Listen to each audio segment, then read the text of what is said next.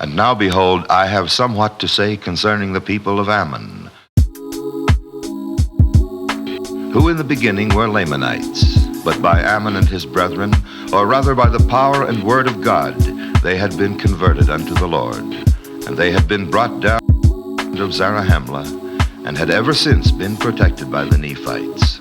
And because of their oath, they had been kept from taking up arms against their brethren. For they had taken an oath that they never would shed blood more.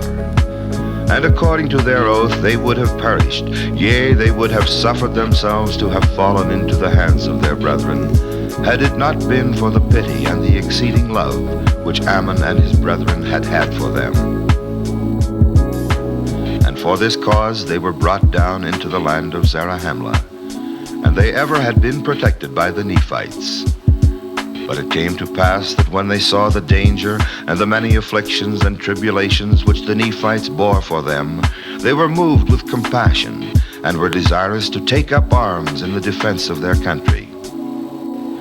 But behold, as they were about to take their weapons of war, they were overpowered by the persuasions of Heleman and his brethren, for they were about to break the oath which they had made.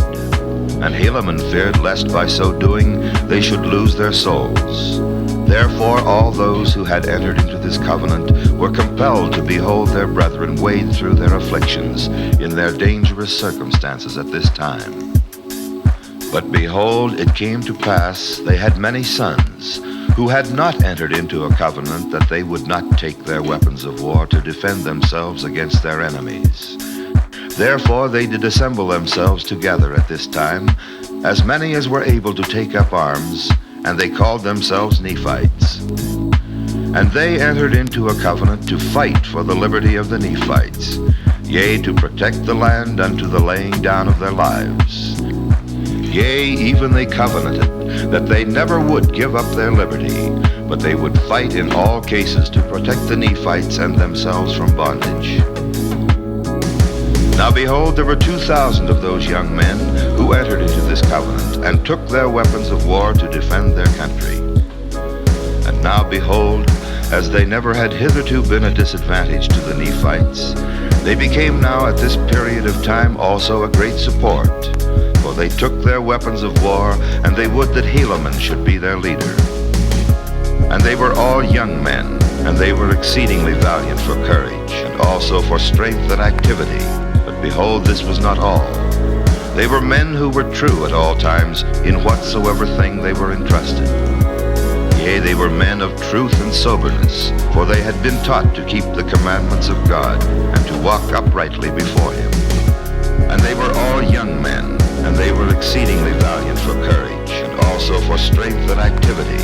But behold, this was not all. They were men who were true at all times in whatsoever thing they were entrusted. Yea, they were men of truth and soberness, for they had been taught to keep the commandments of God, and to walk uprightly before him.